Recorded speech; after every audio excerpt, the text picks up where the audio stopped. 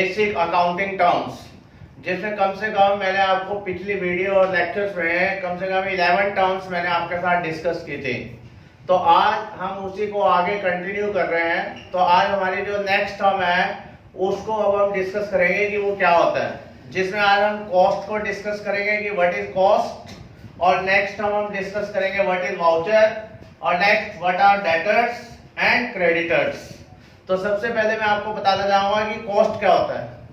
Cost is that amount which is incurred on producing a particular product.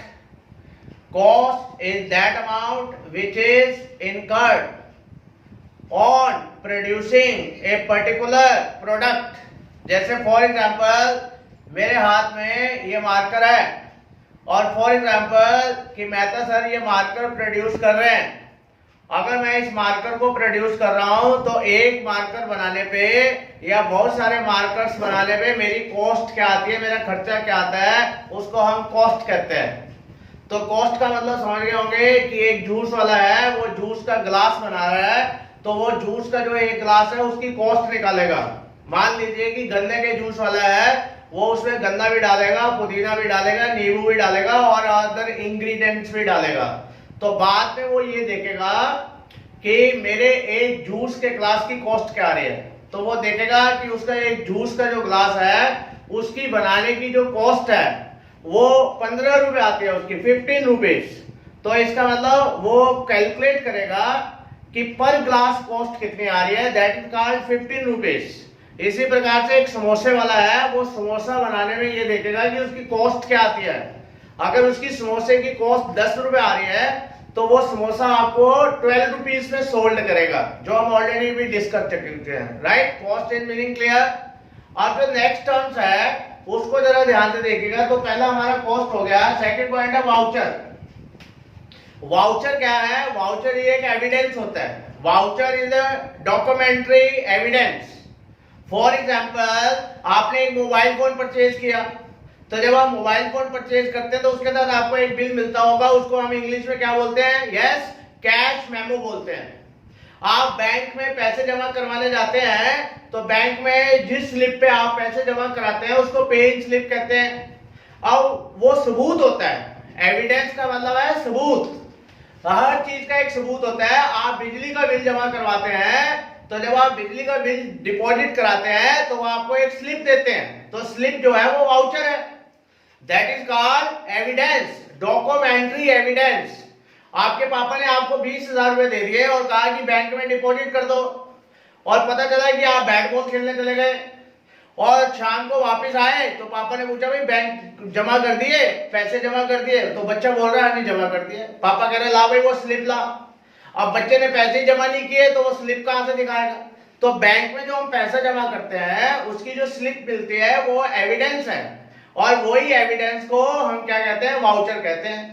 चाहे आप बिजली का बिल जमा कर ले, चाहे कुछ भी कर ले, तो उसकी जो रसीद मिलती है आपको, दैट इज कॉल्ड वाउचर। और नेक्स्ट टर्म्स जो मैं आपके साथ डिस्कस करने जा रहा हूं उसके बिना अकाउंट्स कंप्लीट ही नहीं हो सकता, वो है डेटर्स एंड क्रेडिटर्स, जो कि मैंने आपके साथ पहले भी बहुत बार डिस्कस किया है। डेटर्स कौन होते हैं? डेटर्स आर द पर्सन और firm to whom goods sold on credit, जिनको हमने गुड्स क्रेडिट पे बेचा है। फॉर एग्जांपल कि मेरी दुकान पे एक व्यक्ति आता है और मैंने उसको गुड्स सोल्ड कर दिया उधार पे, क्रेडिट पे सामान बेचा मैंने उसको। अगर मैं उसको क्रेडिट पे सामान बेच रहा हूं, मान लीजिए मेरी दुकान पे अनिल आता है और मैंने अनिल को 20,000 रुपए का फर्नीचर दे दिया, लेकिन अनिल ने मुझे कैश नहीं दिया, तो इसका मतलब ये हो गया कि वो क्रेडिट सेल हो गई, but payment has not been received. तो डेटर्स वो होता है जिन लोगों से हमने पैसा लेना होता है, जिनको हम गुड्स क्रेडिट पे बेचते हैं, उनको डेटर्स कहते हैं। तो डेटर्स को तो हम हमेशा ही याद करेंगे क्योंकि हमने उनसे पैसा लेना है। और दूसरी पार्टी आती है क्रेडिटर्स। कौन होते हैं? Creditors are those person from whom we purchase goods on credit और सर्विसेज टेकन। आप सर्विसेज भी ले सकते हैं क्रेडिट पे। तो क्रेडिटर्स कौन होता है? जिससे आप गुड्स उधार खरीदते हैं। जैसे मान लीजिए कि मेहता सर ने 4 चेयर खरीद ली और पेमेंट नहीं करी, तो मैंने गणेश से 4 चेयर्स खरीदी हैं, तो गणेश जो है वो मेरा क्रेडिटर्स बन गया क्योंकि मैंने क्रेडिटर्स को पैसे देने हैं। तो मेहता सर ने जिसको पैसे देने हैं वो मेरा क्रेडिटर्स हो जाता है, और मेहता सर ने जिससे पैसा लेना है वो मेरे डेटर्स हो गए। जैसे for example you are student, you are my student, तो मैं आपको पढ़ा रहा हूं, तो मैंने आपसे पैसा लेना है, तो you are debtor for Mehta sir. तो स्टूडेंट जो है वो कस्टमर्स है मेहता सर के लिए, वो डेटर्स है, मैंने उनसे पैसा लेना है। और अगर मैं गणेश से स्टेशनरी लेकर आता हूं और उसके पैसे नहीं देता हूं, तो गणेश जो है वो क्रेडिटर्स बन गए मेरे लिए। तो अब हम एक एक करके इसको क्लियर कर लेते हैं। तो आज भी हमारे टॉपिक का नाम है basic accounting term part 2, cost. Cost is the total expenditure. जैसे कि मेरे हाथ में मार्कर है, मार्कर को प्रोड्यूस करने में जो टोटल एक्सपेंडिचर आता है इनकर्ड टू स्पेसिफिक प्रोडक्ट और एक्टिविटी। स्पेसिफिक प्रोडक्ट का मतलब है ये जो मेरे हाथ में मार्कर है, that is called specific product. इस मार्कर को बनाने में कितना पैसा लगता है? Voucher. Voucher is a documentary evidence. अभी अभी मैंने आपको बताया था, आप बैंक में पैसे जमा करने जाते हैं तो वो जो स्लिप होती है that is called paying slip. तो वो आधी स्लिप बैंक वाले रख लेते हैं और आधी स्लिप जो है वो आपको वापस कर देते हैं, और आप वो स्लिप लाके पापा को दे देते हैं। वो सबूत होता है, वो एविडेंस होता है कि आपने बैंक में पैसे जमा किए हैं। फॉर एग्जाम्पल कि स्टूडेंट घर से फीस लेकर आते हैं और मेहता सर को दे देते हैं, तो पेरेंट्स पूछेंगे भी मेहता सर को फीस डिपॉजिट करवा दी स्टूडेंट से, तो स्टूडेंट बोलेंगे यस, तो पापा पूछेंगे लाओ भाई स्लिप लाया कोई, तो वो बोलेंगे हाँ जी मेहता सर ने स्लिप दी है फीस की। तो इसका मतलब वो एविडेंस हो गया कि आज आपने मेहता सर के पास फीस जमा करवा दी है, चाट पकौड़ी नहीं खा ली आपने, फिर पता चला किसी रेस्टोरेंट में घुस गए, तो मैंने आपको स्लिप काट के दे दी, वो एविडेंस हो गया। इन spot of business transaction, for example cash memo, mobile phone purchase करते हैं तो उसका आपको क्या मिलता है? एक बिल मिलता है, that is called cash memo. वो सबूत है कि आपने मोबाइल फोन इस दुकान से खरीदा है। Debtors. Debtor is a person or firm to whom goods have been sold or services rendered on credit. Right? To whom goods, जिसको हमने सामान बेचा है या जिसको हमने सर्विसेज दी है। मैं आपको पढ़ा रहा हूं तो मैं आपको गुड्स नहीं दे रहा हूं, मैं आपको सर्विसेज दे रहा हूं। And payment has not been received, और उसके बदले में पेमेंट नहीं मिली है। Creditor. Creditor is a person or firm from whom goods have been purchased or services have been taken. Services have been taken on credit and payment has not been made. जिसके बारे में payment नहीं दी गई है, तो ये terms मैंने बीच में भी डिस्कस की होंगी। अब हम इसके आगे चलेंगे। अब आप ध्यान दीजिए, तो अब हम नेक्स्ट टर्म कर रहे हैं। तो नेक्स्ट टर्म हमारी जो है वो सॉल्वेंट और इंसॉल्वेंट है, उनमें आप ध्यान दीजिए। सॉल्वेंट और इंसॉल्वेंट जो है, आपको लग रहा होगा कि ये साइंस के वर्ड है, लेकिन हमारे यहाँ पे अकाउंट्स में सॉल्वेंट और इंसॉल्वेंट वर्ड दोनों ही बहुत इंपॉर्टेंट हैं। इंपॉर्टेंट तो सारे ही हैं। सॉल्वेंट, अब आप कहेंगे सॉल्वेंट क्या होता है? Solvent is a person who पे इट्स डेब्ट फुल, यानी कि सॉल्वेंट व्यक्ति वो व्यक्ति होता है जो अपने डेब्ट पे कर सकता है। डेब्ट का मतलब होता है जो अपनी सारी की सारी लायबिलिटीज पे कर सकता है। मैंने मार्केट में किसी को 5 लाख रुपए देना है, तो मैं अगर उसके 5 लाख रुपए इजीली पे कर देता हूं, तो I am the solvent person. आपके पापा ने किसी को 10 लाख रुपए देना है और वो 10 लाख रुपए इजीली किसी को दे देते हैं, तो आपके पापा को बिजनेस में क्या बोला जाएगा? सॉल्वेंट पार्टनर बोला जाएगा। यानी कि आपके पापा की जो फाइनेंशियल पोजीशन है वो स्ट्रांग है। जिसकी फाइनेंशियल पोजीशन स्ट्रांग होती है, इसका मतलब आप उसको सॉल्वेंट पार्टनर कह सकते हैं, सॉल्वेंट पर्सन कह सकते हैं। वो एक एंटरप्राइज भी हो सकते हैं, एक व्यक्ति भी हो सकता है। अगर आपके पापा की एसेट्स ज्यादा हैं और लायबिलिटीज कम है, जैसे आप ऑलरेडी पढ़ चुके हुए हैं, एसेट्स गुड होती हैं और लायबिलिटीज बैड होती हैं। तो आपकी जो एसेट्स हैं उसको आप गुड समझ लीजिए। तो एसेट्स अगर आपकी ज्यादा होंगी और लायबिलिटीज अगर आपकी कम होंगी, तो आप सॉल्वेंट व्यक्ति कहलाएंगे, यानी कि आपने इजीली दे दिए। जैसे मैं आपके स्टूडेंट की लैंग्वेज में बोलूं कि आपने 50 रुपए में कैंटीन में कुछ खा लिया, और आप कैंटीन वाले को अगले दिन या 2 दिन के बाद या 5 दिन के बाद उसके 50 रुपए पे कर देते हैं सिंपल लैंग्वेज में, तो you are solvent. Solvent mean your financial position is strong, you are strong, your financial position strong. Insolvent क्या होता है? इंसॉल्वेंट का मतलब होता है ही इज दैट पर्सन, यानी कि insolvent is a person who not पे इट्स डेब्ट फुल। इंसॉल्वेंट व्यक्ति वो व्यक्ति होता है या वो एंटरप्राइज होती है या वो एक ऑर्गेनाइजेशन होता है जो अपने लायबिलिटी पूरी पे नहीं कर सकता है। सिंपल लैंग्वेज में ये मतलब है कि उसकी लायबिलिटी ज्यादा है और एसेट्स कम है। तो इंसॉल्वेंट कोई व्यक्ति तब होता है जब आपने किसी को 20 लाख रुपए देने हैं मार्केट में बिजनेसमैन को, और उसके बाद अपने पास 5 लाख रुपए हैं। मार्केट में 20 लाख रुपए देने हैं, राइट, लायबिलिटीज 20 लाख की हैं और एसेट्स उसके बाद 5 लाख रुपए के हैं। तो इसका मतलब वो अपने डेप्ट पूरे नहीं कर सकता है। डेप्ट का मतलब होता है जो उस पे लोन है, जो उस पे कर्जा है, जो उससे मार्केट में पैसे देना है वो इजीली नहीं दे पा रहा है, तो उसको इंसॉल्वेंट व्यक्ति बोला जाएगा। क्लियर? इंसॉल्वेंट और सॉल्वेंट। तो इंसॉल्वेंट को दोबारा बता देता हूं कि उसकी जो इंसॉल्वेंट वो होता है जिसकी लायबिलिटी ज्यादा होती है, और सॉल्वेंट वो होता है जिसकी एसेट ज्यादा होती है, राइट। एसेट्स को आप गुड मानिए और लायबिलिटीज को आप बैड कह सकते हैं। लायबिलिटीज बैड होती हैं और जो एसेट्स होती है वो गुड होती है। तो आपके अंदर अगर गुड ज्यादा है, राइट, तो आप सॉल्वेंट है, और अगर आपके अंदर बैड ज्यादा है, लायबिलिटीज आपके पास ज्यादा है, तो आप इंसॉल्वेंट है। जब आप अपनी लायबिलिटीज पे नहीं कर पाते हैं तो आप इंसॉल्वेंट है, और जब आप अपनी लायबिलिटी सारी की सारी पे कर देते हैं तो आप सॉल्वेंट है, राइट। अब हमारी नेक्स्ट टर्म जो है वो आएगा इनवॉइस और प्रोप्राइटर। इनवॉइस आपके लिए नई चीज हो सकती है। इनवॉइस एक बिजनेस डॉक्यूमेंट होता है, एक बिजनेस डॉक्यूमेंट होता है जो इस बात का सबूत होता है कि बिजनेस में आपने कुछ ट्रांजैक्शन करा है। जैसे अभी आपने वाउचर पढ़ा था, वाउचर एक एविडेंस होता है। लेकिन इनवॉइस क्या होता है सिंपल लैंग्वेज के अंदर? इनवॉइस एक डॉक्यूमेंट है व्हेन सेलर प्रिपेयर, इसको सेलर प्रिपेयर करता है when he makes credit sale, जब वो क्रेडिट सेल करता है। मान लीजिए कि मैं तो सर इज ए बिजनेसमैन और आप मेरी दुकान पे आते हैं, तो जब मैं आपको सामान उधार बेचूंगा तो मैं आपको एक बिल काट कर दूंगा, उस बिल को इनवॉइस करते हैं। यानी कि मैं तो सर जब क्रेडिट सेल करेंगे और उसके साथ एक बिल काट के देंगे तो वो कैश मेमो नहीं होगा, वो इनवॉइस होगा। तो इनवॉइस जो होता है वो क्रेडिट सेल को रिप्रेजेंट करता है, राइट, क्रेडिट सेल को। तो नेक्स्ट पॉइंट है प्रोप्राइटर। प्रोप्राइटर ऑलरेडी पहले ही बहुत बारी डिस्कस हो चुका हुआ है कैपिटल वाले कॉन्सेप्ट में भी। तो proprietor is the person who makes investment in the business, जो बिजनेस में इन्वेस्टमेंट करता है उसको ओनर कहते हैं, प्रोप्राइटर कहते हैं। और जो बिजनेस में रिस्क लेता है और उसको मैनेज करता है, कंट्रोल करता है, enjoy the profit and bear the risk. Business में दो चीजें सबसे बड़ी होती है, ध्यान कर लें, रिस्क और profit.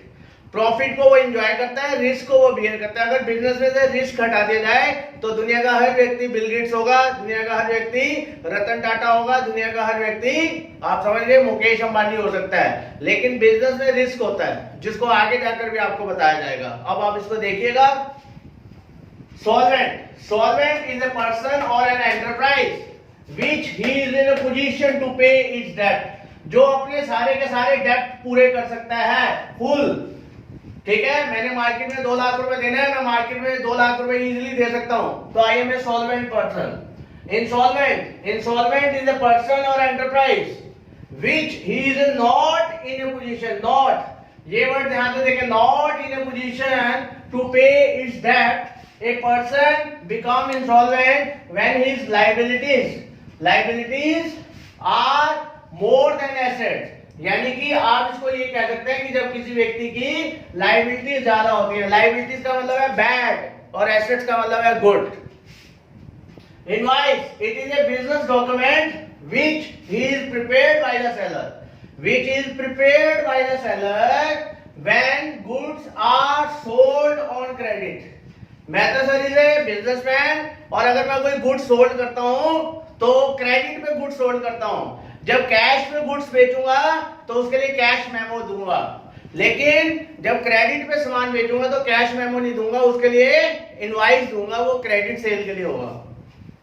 Proprietor, proprietor is a person who makes investment, ये वो व्यक्ति होता है जो इन्वेस्टमेंट करता है in the business, manages and it bears all the risk and involved in the business.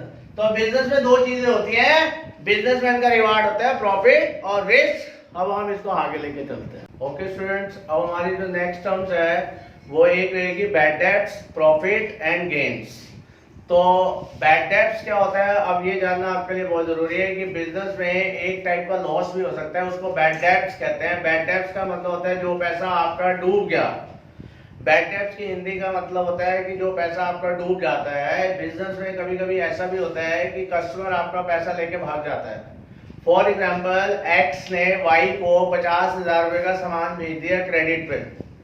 X ने वाई को सेल किया, ध्यान से सुन लें, एक्स ने वाई को सेल किया है 50,000 रुपीज के। तो एक्स वाई को सेल कर रहा है, तो एक्स ने वाई को जो सेल करी है, एक्स ने वाई को सेल करा है 50,000 रुपए का। एक्स ने वाई को सेल करी है 50,000 रुपीज की क्रेडिट बेस पे। कौन सी वाली सेल है ये? क्रेडिट सेल है। क्रेडिट का मतलब होता है उधार। लेकिन वाई ये कह रहा है कि भाई साहब मैं आपको पैसा दे ही नहीं सकता। वाई एक टाइप से इंसॉल्वेंट हो गया और उसने आपको 50,000 रुपए दे दिए, ये आपके लिए लॉस हो गया, राइट है। अगर आपके पापा बिजनेस कर रहे हैं, उन्होंने शाम लाल को 1 लाख रुपए का सामान बेचा और बाद में शाम अपने हाथ खड़े कर देता है, हैंड्स अप कर देता है, कहता है जी मेरे पास तो पैसा ही नहीं है, तो इसका मतलब आपके पापा का 1 लाख रुपया डूब गया। उसको हम बिजनेस में बैड डेब्ट्स कहते हैं। जो डेटर्स होता है, जो कस्टमर होता है, वो आपका पैसा नहीं दे पाता है, तो आपका पैसा डूब जाता है, जिसके लिए अकाउंट्स में टर्म्स आती है बैड डेब्ट्स, यानी कि जो आपका डेब्ट है वो बैड हो गया, डूब गया। अब हमारा आता है प्रॉफिट क्या होता है और गेन क्या होता है। ये मैंने आपको पहले भी कभी बताया होगा, प्रॉफिट एंड गेन। प्रॉफिट और गेन में एक लेमैन जो होता है आपके घर में, या मान लीजिए किसी के घर में भी ये बात होती होगी जो अकाउंटेंसी का स्टूडेंट नहीं है, प्रॉफिट एंड गेन को सेम मानते होंगे। लेकिन अकाउंटेंसी के, you are student of accountancy, तो आज मैं आपको बता दूं कि प्रॉफिट और गेन में दोनों में डिफरेंस होता है। प्रॉफिट जो होता है वो रेगुलर नेचर का होता है और जो गेन है वो इरेगुलर नेचर का होता है। यानी कि जो प्रॉफिट है वो आप रेकरिंग नेचर का होता है। आप इसको ये कह सकते हैं कि जो प्रॉफिट है वो आपका रिकरिंग नेचर का है। रिकरिंग का मतलब होता है अगेन एंड अगेन।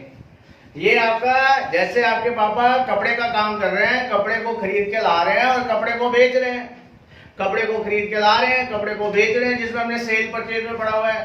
1 लाख रुपए की सेल कर दी और परचेज करके लाए थे 90,000 की, तो 1 लाख रुपए में सेल कर दिया और 80,000 में खरीद के लाए थे, तो 20,000 का प्रॉफिट हो गया। अगर 1 लाख रुपए में सेल करी है और 90,000 का खरीद के लाए हैं, तो वो 10,000 का प्रॉफिट हो गया। तो प्रॉफिट होता है रेगुलर नेचर, जिस चीज का आप बिजनेस करते हैं।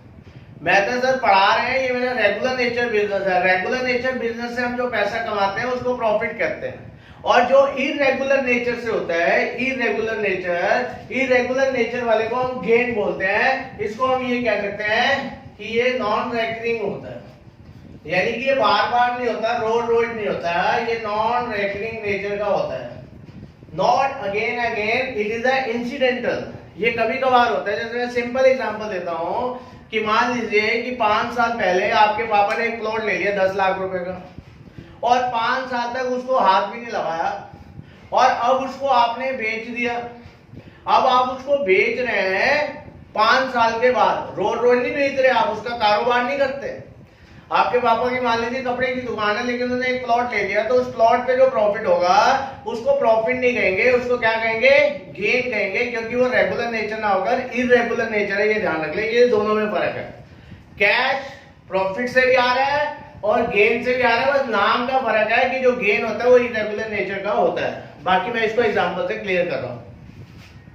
बैड डेब्ट is the amount has become irrecoverable, जो आपको नहीं मिलेगा। किससे? फ्रॉम डेटर, जो आपका कस्टमर है। आपका कस्टमर आपको पैसा नहीं दे रहा, वो डूब गया। It is a business loss, ये बिजनेस के लिए लॉस माना जाएगा, ये ध्यान रख लेना। ये बिजनेस के लिए लॉस हो गया आपके पापा के लिए। और ये जो वाई है, ये पैसे दे ही नहीं रहा, वाई भाग गया। जैसे विजय माल्या भाग गया, तो वो बिजनेस में क्या हो गया, इंडिया को क्या हो गया, बैड टैक्स हो गया, इंडियन गवर्नमेंट को, बैंक्स को क्या हो गया, बैड टैक्स हो गया, उनका पैसा डूब गया। Profit is the excess of total revenue. Revenue मैंने आपको पहले बता दिया, you can say sales, revenue means sales, total sales और टोटल एक्सपेंसेस मीन कॉस्ट। आपने 1 लाख रुपए की सेल कर दी, कॉस्ट कितनी है 80,000, तो कॉस्ट आपकी 80,000 आ रही है। सेल्स आपने कितने की करी है 1 लाख रुपए की, तो सीधी सी बात है आपको प्रॉफिट कितने रुपीस का हो जाएगा 20,000। प्रॉफिट आपको 20,000 हो गया, 1 लाख की सेल कर दी, 80,000 की कॉस्ट है। Of A business enterprise for an accounting period, इसका जो नेचर है वो ध्यान से नोट कर लें, ये रेगुलर नेचर का होता है, क्योंकि आपके पापा ने स्टेशनरी का काम तो रोज ही करना है, कपड़े का काम रोज ही करना है। गेन मैंने आपको पहले ही बता दिया नॉन रेकरिंग नेचर है, जो रोज रोज नहीं होगा। Gain is a monetary benefit, ये भी बेनिफिट ही है, प्रॉफिट है और एडवांटेज है। That arises from the transaction which are incidental. Incidental होते हैं तो कभी कभी होते हैं, तो इन्सिडेंटल प्रॉफिट रोज रोज नहीं होते हैं। जैसे अभी मैंने बोला 5 साल पहले आपके पापा ने एक मकान खरीदा 10 लाख का, आज उसको आपने 15 लाख का बेच दिया, बीच में प्रॉफिट हो गया, तो वो प्रॉफिट को प्रॉफिट नहीं कहेंगे, क्या कहेंगे, गेन कहेंगे। मैंने यहाँ पे एग्जांपल क्या दिया है, सपोज ए मशीनरी हैविंग बुक वैल्यू, उसकी जो बुक वैल्यू थी वो 60,000 में थी। आपके बिजनेस में एक मशीन है, उसकी बुक वैल्यू 60,000 रह गई और आपके पापा ने उसको किसी को बेच दिया 70,000 रुपए में। 60,000 उसकी वैल्यू थी, 70,000 में बेच दिया, दैट इज सरप्लस। सरप्लस का मतलब होता है जो दोनों का डिफरेंस है, सरप्लस मतलब ज्यादा। तो यहाँ पे ज्यादा क्या है, ये 10,000 रुपए कैसे आए, 70,000 में से 60,000 रुपए माइनस कर देंगे, तो जो 10,000 सरप्लस आ रहा है, सरप्लस मतलब ज्यादा, तो surplus 10,000 is called gain. Gain is the non recurring nature. अब जो आपके पास टर्म्स आ रही है वो बहुत ही थोड़ी डिटेल दी हुई है और उसको समझना बहुत जरूरी है। तो हमारी नेक्स्ट टर्म का जो नेम है वो है एक्सपेंडिचर। तो सबसे पहले अब आप ये देखेंगे कि एक्सपेंडिचर क्या है। तो एक्सपेंडिचर वर्ड अपने आप में एक बहुत बड़ा वर्ड है। Expenditure it is that amount which is incurred, जिसको हम इनकर्ड करते हैं, स्पेंड करते हैं एसेट्स को खरीदने के लिए, और हम एक्वायर लाइबिलिटीज के लिए भी हम इसको कर सकते हैं। तो एक्सपेंडिचर क्या होता है, तो पहले हम इसको देख लेते हैं। Expenditure refers to the amount spent और liability incurred. Liability incurred for acquiring assets. आप एसेट्स को खर्च करने के लिए जो आप पैसा खर्च करते हैं उसको एक्सपेंडिचर कहते हैं। जैसे आपने मशीन ले ली, आप अगर एक मशीन परचेज कर रहे हैं तो मशीन के ऊपर जो आप पैसा खर्च करते हैं दैट इज कॉल्ड एक्सपेंडिचर। आपने एक कार खरीद ली, एक ट्रक खरीद लिया, तो ट्रक के ऊपर जो आप पैसा खर्च कर रहे हैं, स्पेंड कर रहे हैं, वो आपका एक्सपेंडिचर माना जाएगा, राइट। ये चीज ध्यान रखें। तो आप जो एसेट्स हैं वो आप किसके बेस पे भी ले सकते हैं, क्रेडिट बेस पे भी खरीद सकते हैं और कैश बेस पे भी। अगर आप एक मशीन क्रेडिट बेस पे भी लेते हैं तो उसका पैसा तो आपको पे करना ही है, तो बाद में आपने उसकी लायबिलिटी पे करनी है। आप अपनी दुकान का रेंट पे करते हैं, रेंट ऑफ द शॉप, वो भी एक्सपेंडिचर है। आप अपने वर्कर्स को सैलरी दे रहे हैं, वो भी एक्सपेंडिचर है, राइट। तो इसका मतलब आप इलेक्ट्रिसिटी का बिल पे करते हैं, वो भी एक्सपेंडिचर है। तो एक्सपेंडिचर को एक बार दोबारा देख लेते हैं। Expenditure refers to the amount spent और liability incurred for acquiring assets, goods and services. आप मान लीजिए सर्विसेज का मतलब ये होता है कि आप इलेक्ट्रिसिटी ले रहे हैं, आपका ऑफिस रेंट पे है, ये सर्विसेज है। आप गुड्स खरीद के ला रहे हैं, उसके ऊपर भी पैसा खर्च कर रहे हैं, तो वो एक्सपेंडिचर है। मशीन खरीद के ला रहे हैं, उस पर जो पैसा खर्च कर रहे हैं, स्पेंड कर रहे हैं, वो भी एक्सपेंडिचर है। For example payment of rent, salary, purchase of goods, purchase of land, machinery and others.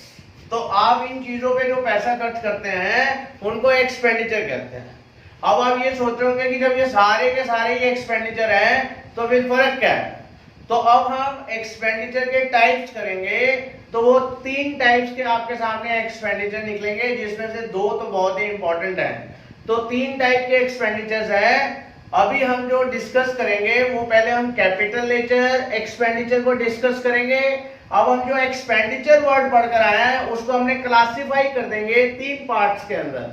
अभी हम जो सामने देखेंगे तो अभी हम 2 पार्ट डिस्कस करेंगे। पहला है capital nature expenditure and revenue nature expenditure. अब आपके माइंड में आएगा कि एक्सपेंडिचर तो क्लियर हो गया कि हम मशीन परचेज कर रहे हैं, रेंट पे कर रहे हैं, सैलरी पे कर रहे हैं, गुड्स को परचेज कर रहे हैं, ये एक्सपेंडिचर है। अब हम एक्सपेंडिचर को क्लासिफाई कर देंगे, यानी कि उसके टाइप्स क्या होते हैं। सबसे पहले मैं आपका कैपिटल नेचर एक्सपेंडिचर ले रहा हूं।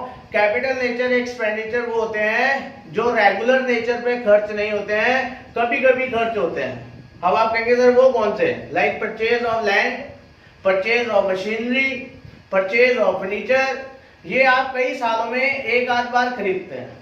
तो जो कैपिटल नेचर एक्सपेंडिचर होते हैं, जैसे मशीन ले लिया आपने, अपने घर में लैपटॉप ले लिया, पापा ने ऑफिस के लिए लैपटॉप ले लिया, तो लैपटॉप हर साल थोड़ा खरीदेंगे या 2 महीने के बाद लैपटॉप खरीदने बैठ जाएंगे। तो लैपटॉप पे जो आप एक्सपेंडिचर खर्च कर रहे हैं, गाड़ी पे जो आप पैसा खर्च कर रहे हैं, वो कैपिटल नेचर एक्सपेंडिचर है। तो इसको कैपिटल नेचर एक्सपेंडिचर क्यों कहते हैं, क्योंकि इसका बेनिफिट बहुत सालों तक मिलता रहता है। ये बात नोट कर लें, कैपिटल नेचर एक्सपेंडिचर वो होता है जिसका बेनिफिट बहुत सालों तक मिलता है, और ये रैकरिंग नेचर एक्सपेंडिचर नहीं होते हैं, ये नॉन रैकरिंग नेचर होते हैं, यानी कि इरेगुलर नेचर के होते हैं। ये चीज ध्यान रखना, purchase of building, purchase of furniture, purchase of machinery, purchase of car, ये जो होते हैं ये कैपिटल नेचर एक्सपेंडिचर होते हैं। इसका एक मेन पॉइंट होता है, वो ध्यान से सुन लें, क्या होता है, इसका जो बेनिफिट होता है वो कई सालों तक मिलता है, राइट, इस चीज का ध्यान रखें। अब आते हैं रिवेन्यू नेचर एक्सपेंडिचर क्या होते हैं। रिवेन्यू नेचर एक्सपेंडिचर वो होते हैं जो बार बार होते हैं और जिनका बेनिफिट हम 1 साल के अंदर अंदर टेक ओवर कर लेते हैं, जैसे कि rent paid, salary paid, purchase of goods, ये होते हैं, ये 1 साल के अंदर अंदर इनका बेनिफिट खत्म हो जाता है। ये चीज आप ध्यान रखेंगे, रिवेन्यू नेचर एक्सपेंडिचर बार बार होते हैं और कैपिटल नेचर एक्सपेंडिचर बार बार नहीं होते हैं। अब हम इसको भी देख लेते हैं। Capital nature expenditure, it refers to an expenditure for acquiring और increasing the value of existing fixed assets. आप फिक्स्ड एसेट्स की वैल्यू को बढ़ाने के लिए भी खर्च कर सकते हैं। आपकी ग्राउंड फ्लोर बनी हुई है, आपने उसके ऊपर फर्स्ट फ्लोर बना ली, तो आपके मकान की वैल्यू बढ़ गई। For example, purchase of building, furniture, machinery, capital expenditure yield benefit over a long period of time. अभी मैंने आपको बताया था जिसका बेनिफिट कई सालों तक मिलता है। हो सकता है आपके पास लैपटॉप 2 साल से हो, आपके पास लैपटॉप 3 साल से पड़ा हो, आपके घर में एसी 4 साल से लगा हो, तो एसी पे जो आप पैसा खर्च करते हैं वो कैपिटल नेचर एक्सपेंडिचर है, क्योंकि उसका बेनिफिट काफी लंबे समय तक मिलता है, वो आपकी फिक्स एसेट बन जाती है। शॉर्ट में आप ये ले लीजिए कि जो फिक्स एसेट आप खरीदते हैं उन पे जो पैसा लगाते हैं उसको कैपिटल नेचर एक्सपेंडिचर कहते हैं। अभी हम कैपिटल नेचर एक्सपेंडिचर कर रहे हैं, अब हम रिवेन्यू के बाद अभी एक और डिस्कस करेंगे, वो है डेफर्ड रिवेन्यू नेचर एक्सपेंडिचर, उसको अभी बाद में डिस्कस कर रहे हैं। Revenue nature expenditure, it is referred to an expenditure incurred during an accounting year, जो 1 साल के अंदर अंदर and the benefit of which is also, ध्यान से देखें, exhausted within the same accounting period, जिसका बेनिफिट 1 साल के अंदर अंदर ले लिया जाता है, जिसका बेनिफिट 1 साल के अंदर अंदर ले लिया जाता है, उसको हम रिवेन्यू नेचर एक्सपेंडिचर बोलते हैं। For example, purchase of goods, right, services, payment of rent, salary and other. आप रेंट तो पे करेंगे ही, हर महीने पे करेंगे, हर साल पे करेंगे। बिल्डिंग थोड़ा हर साल खरीदते हैं, कार भी हम हर साल नहीं खरीदते। कार जो हम खरीदते हैं वो 4, 5, 10 साल तो अपने पास यूज करते ही हैं, राइट। डीजल वाली कार की लाइफ 10 साल है, पेट्रोल वाली कार की लाइफ 15 साल तो है ही है। तो कई लोग कार को पूरे 15 साल भी यूज करते हैं, लेकिन पेट्रोल तो 15 साल यूज नहीं होगा। पेट्रोल तो आपको डलवाना ही पड़ेगा, इलेक्ट्रिसिटी का बिल तो आपको देना ही पड़ेगा। अब हम इसके बाद कर रहे हैं third point, deferred revenue nature. Okay, अब जो रिवेन्यू एक्सपेंडिचर आपने पढ़ लिया है उसके बारे में एक बड़ा ही इंपॉर्टेंट पॉइंट है, वो आप ध्यान रखें। रेवेन्यू एक्सपेंडिचर जो है वो आपकी अर्निंग कैपेसिटी को बिल्कुल नहीं बढ़ाता है, सिर्फ वो आपकी एसेट्स को मेंटेन करके रखता है। ये चीज ध्यान रखें। जैसे आपके घर में कार है तो कार जो कार है CAR कार, ऐसे ही आपकी फैक्ट्री की बिल्डिंग है तो रिवेन्यू एक्सपेंडिचर उसमें होते रहते हैं। जैसे कि वाइट वॉश, आप घर में भी वाइट वॉश करवाते रहते हैं, नॉर्मली हर साल करवा लेते हैं आप दिवाली के दिवाली, तो आप हर दिवाली पे वाइट वॉश करवाते हैं अपने मकान में, अपनी बिल्डिंग में पेंट कराते हैं। तो वो क्या मतलब होता है, ताकि वो आपका घर सुंदर लगे, आपकी फैक्ट्री बहुत बढ़िया लगे, गुड लुकिंग हो, तो वो आपका रेवेन्यू नेचर एक्सपेंडिचर होता है। आप व्हाइट वॉश करवाते हैं, आपकी कोई ऐसा नहीं है कि मकान की वैल्यू बहुत ज्यादा बढ़ जाएगी, वो सिर्फ आप इसलिए करते हैं कि जो आपकी एसेट्स है उसकी जो ब्यूटी है वो मेंटेन रहे, उससे कोई अर्निंग कैपेसिटी नहीं बढ़ती है। अगर आप फैक्ट्री में अपने व्हाइट वॉश करवा रहे हैं तो उससे अर्निंग कैपेसिटी नहीं बढ़ती है, उससे सिर्फ वो बिल्डिंग मेंटेन रहती है, इंटैक्ट रहती है, ताकि उसमें कहीं प्लास्टर टूट गया है, व्हाइट वॉश होना है, कहीं प्लास्टर निकल रहा है, कहीं टाइल्स टूट गई हैं तो टाइल्स को ठीक करवाया जाएगा। तो जो रिपेयर है वो रेवेन्यू नेचर एक्सपेंडिचर है, तो उससे आपकी बिल्डिंग की वैल्यू नहीं बढ़नी है, सिर्फ वो उसको मेंटेन करके रखता है।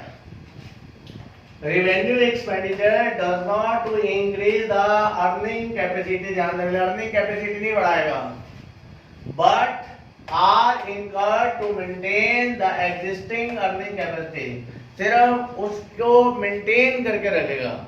जैसे आप फॉर एग्जांपल कि आपका चेहरा खराब हो जाता है 10-15 दिन, महीने 2 महीने में, तो आप एक वहां पे चले जाते हैं, ठीक है, पार्लर चले गए और वहां पे आप अपने चेहरा चमका के आ जाते हैं, तो 2-4 दिन के लिए फिर सुंदर हो जाता है। तो वो रिवेन्यू नेचर एक्सपेंडिचर है आपका, वो सिर्फ आपकी सुंदरता को मेंटेन करके रखता है, ये नहीं कि आप उससे कोई इंटेलिजेंट हो जाते हैं। अब आता है हमारा next point, is a very very important, ये थोड़ा सा टेक्निकल पॉइंट है, इस पॉइंट को जरा ध्यान से देखें सभी स्टूडेंट, ये थोड़ा सा टेक्निकल पॉइंट है, that is the important point and technical, ये चीज ध्यान रखें। ये थोड़ा थोड़ा टाइम के हिसाब से समझ में आता है, तो मैं पूरी कोशिश करूंगा कि आपको ये पॉइंट समझ में आ जाए, तो नहीं आएगा तो चलते हुए कोर्स के अंदर भी आपको जरूर समझ में आएगा जैसे जैसे आपका लेवल बढ़ेगा। अब आपका ये जो टॉपिक है डेफर्ड रिवेन्यू नेचर, डेफर्ड का मतलब होता है पोस्टपोन, आने वाले टाइम के लिए। डेफर्ड रिवेन्यू नेचर एक्सपेंडिचर जो होता है वो रिवेन्यू एक्सपेंडिचर की तरह ही लगता है। डेफर्ड रिवेन्यू नेचर एक्सपेंडिचर वो एक्सपेंडिचर होता है जो कि रिवेन्यू एक्सपेंडिचर होता है, लेकिन इसका जो बेनिफिट है वो आपको कई सालों तक मिलता रहता है। अब आप कहेंगे सर ये क्या मतलब हुआ, ये तो कैपिटल नेचर एक्सपेंडिचर है। कैपिटल नेचर एक्सपेंडिचर वो एक्सपेंडिचर होता है जिसका बेनिफिट आपको लंबे समय के लिए आता है। It refers to a revenue expenditure, ये revenue expenditure है, the benefit of which, right, is likely to accrue to a firm in more than one accounting period। Revenue expenditure में और डेफर्ड रेवेन्यू एक्सपेंडिचर में एक चीज का फर्क है कि दोनों ही रेवेन्यू एक्सपेंडिचर है, लेकिन जो रेवेन्यू एक्सपेंडिचर था उसका बेनिफिट विद इन 1 ईयर है, लेकिन जो डेफर्ड रेवेन्यू नेचर एक्सपेंडिचर है उसका बेनिफिट आपको मोर देन 1 अकाउंटिंग ईयर मिलता है। ये ध्यान रख लेना, डेफर्ड रेवेन्यू नेचर का एक्सपेंडिचर का जो बेनिफिट है वो मोर देन 1 ईयर है, 2 ईयर, 3 ईयर, 4 ईयर, 5 ईयर तक मिल सकता है। अब इसका एग्जाम्पल क्या है, फॉर एग्जाम्पल ध्यान से नोट कर ले, ये that is the best example, आपको हर जगह मिलेगा, हर बुक में मिलेगा। Heavy advertisement expenditure, heavy advertisement expenditure incurred in introducing to maintain a new market, introducing a new market. मान लीजिए कि कोई नया इंस्टीट्यूट एस्टैब्लिश हो रहा है, कोई नया शोरूम एस्टैब्लिश हो रहा है, मार्केट में कोई नई कंपनी आ रही है, तो वो 5 करोड़, 10 करोड़, 50 करोड़, 100 करोड़ रुपए भी एडवर्टीजमेंट पे खर्च कर सकते हैं। तो it is a large amount. तो एडवर्टीजमेंट पे जो पैसा खर्च किया जा रहा है इसका बेनिफिट कोई 1 साल तक नहीं मिलेगा, इसका आने वाले 5 साल में 10 साल तक कंपनी को बेनिफिट मिलता रहेगा, क्योंकि कंपनी ने अपना प्रोविजन रखा है 10 करोड़ रुपए वो एडवर्टीजमेंट पे खर्च कर देगी। तो वो कोई 1 साल के लिए नहीं कर रही है, उसकी टीवी पे ऐड आएगी, न्यूज़पेपर में ऐड आएगी, तो उसका बेनिफिट उसको कई सालों तक मिलता रहेगा। ये चीज ध्यान रखना है। And last point is the loss loss जैसे आपको पता ही है, प्रॉफिट। अगर आपकी सेल्स अमाउंट ज्यादा है, अगर आपका सेल्स अमाउंट ज्यादा है एक्सपेंसेस से, कॉस्ट से, तो वो प्रॉफिट होता था। लेकिन लॉस इसका उल्टा हो जाएगा, आपके एक्सपेंसेस ज्यादा है और आपका रिवेन्यू कम है। अगर रिवेन्यू छोटा होगा और एक्सपेंसेस बड़े होंगे तो वो लॉस हो जाएगा बस।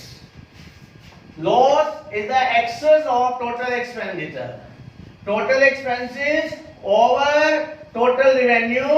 You can say total expenses. TE means total expenses.